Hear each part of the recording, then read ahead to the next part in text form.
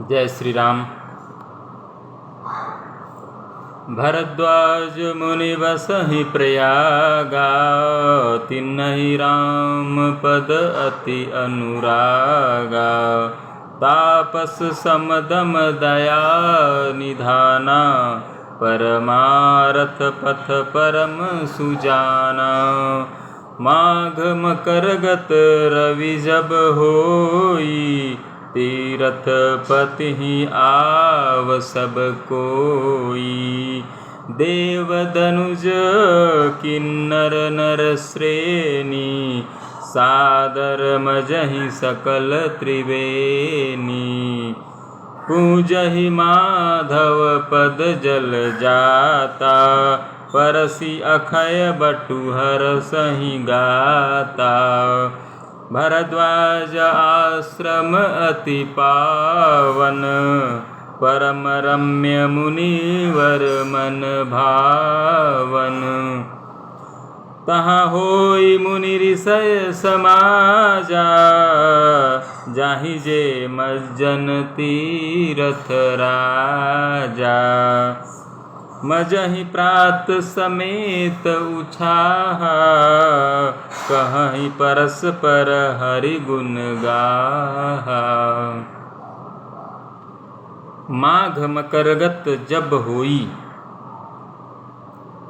जब माघ के महीने में सूर्यदेव मकर राशि पर जाते हैं, मकर संक्रांति नामक पर्व मनाया जाता है। खिचड़ी पर्व के नाम से ही प्रचलित है। तो मकर संक्रांति से लेकर के बसंत पंचमी तक तीर्थराज प्रयाग में कुंभ के रूप में मेला लगता है। भारत के भिन्न भिन्न कोने से, विदेशों से भी संत, ऋषि, मुनि, श्रद्धालु लोग नहाने के लिए त्रिवेणी, जो गंगा जमुना सरस्वती नदी का संगम है, उस घाट पर नहाने के लिए लोग आते हैं। तो प्राचीन काल की बात है, त्रेता युग की ही बात है। भरद्वाज ऋषि प्रयाग में ही निवास करते थे। उनका दिव्य आश्रम था। इसमें दिया गया है कि अति पावन आश्रम है उनका। भरद्वाज आश्रम अति पावन। अति पावन शब्द से यौगिक दृष्टिकोण से तात्पर्य यह होता है कि ऐसे स्थान को तो साफ सफाई करके, प्राचीन परंपरा गोबर से साफ करके, गोबर पानी से जो सफाई की परंपरा रही है, सफाई तो हो जाती है और भी झाड़ू लगा दिया जाता है, देखने में स्वच्छ तो लगता है। लेकिन पावनतम का तात्पर्य उस स्थूल भौतिक स्वच्छता से नहीं है। इसका यौगिक दृष्टिकोण सूक्ष्म रूप से स्वच्छता। एक मकान है, एक आश्रम है, उस आश्रम में जो भी निवास करते हैं, उनकी चित्त की वृत्तियाँ कैसी हैं, उनके मन में किस तरह के विचार रूपी तरंगे आती जाती रहती हैं, उस विचार तरंगों से एक ऊर्जा का संचार उस शरीर में और उस स्थान पर होता है। अगर तमोगुण और रजोगुण विचार मन में वास करते हैं तो नकारात्मक ऊर्जा से वह स्थान भरा रहता है।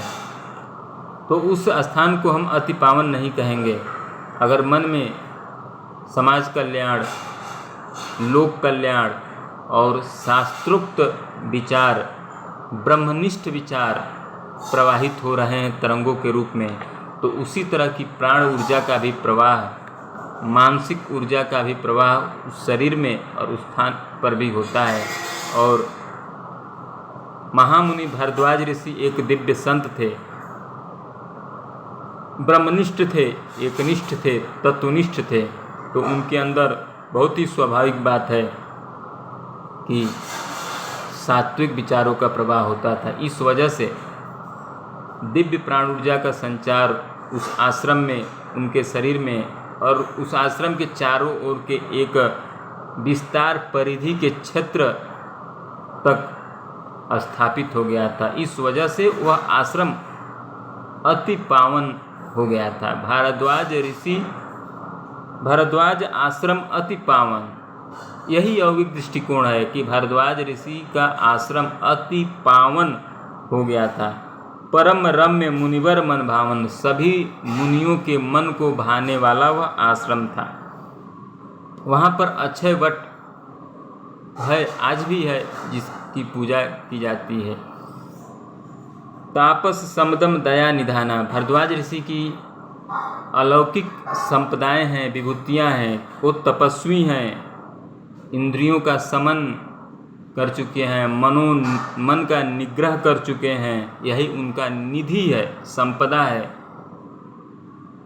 परमारथ पथ परम सुजाना, जो भी कार्य करते हैं समाज कल्याण और लोक कल्याण, शास्त्रोक्त और वेदों के निर्देशों पर आधारित ही करते हैं। यही संतों का परम कर्तव्य होता है। तहाँ होई मुनि ऋषय समाजा, जाहि जे मज्जन तीरथ राजा। मजहि प्रात समेत उछाहा, करहि परस्पर हरिगुण गानहा। वहाँ ऋषियों का समूह एकत्र होता है माघ मेले में। सभी लोग सुबह के समय उत्साह के साथ हरि गुण गाते हुए स्नान करते हैं। और जो ऋषि मुनियों का समूह एकत्र होता है तो तत्व विचार, ब्रह्म विद्या विषय पर चर्चा होती है। विधि निषेध में क्या करना है, क्या लोकहित में है, क्या नहीं करना है, क्या पाप कर्म है, क्या पुण्य कर्म है, इस तरह की चर्चा होती है। और जो भी ऋषि मुनि होते हैं वह मन लगा करके इसमें सम्मिलित होते हैं, शरीर और मन के साथ उपस्थित होते हैं। यही होता है सत्संग, और सत्संग की भी यही अवधारणा है। ब्रह्म निरूपण धर्म विधि, बरनहि तत्व विभाग। कहीं भगति भगवंत के, संयुक्त ज्ञान विराग।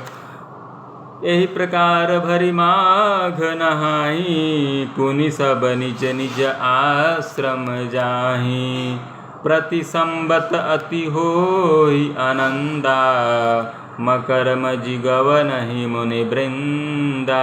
इस प्रकार पूरे माघ भर ऋषि मुनियों का जो समूह, जो भारत के कोने कोने से, विदेशों से भी आए रहते हैं, पूरे माघ भर स्नान करते हैं और ब्रह्म विचार की चर्चा करते हैं। उसके बाद माघ की समाप्ति के बाद, कुंभ के मेले की समाप्ति के बाद अपने निज निज आश्रम पर, निज निज देश पर फिर वापस हो जाते हैं। धन्यवाद।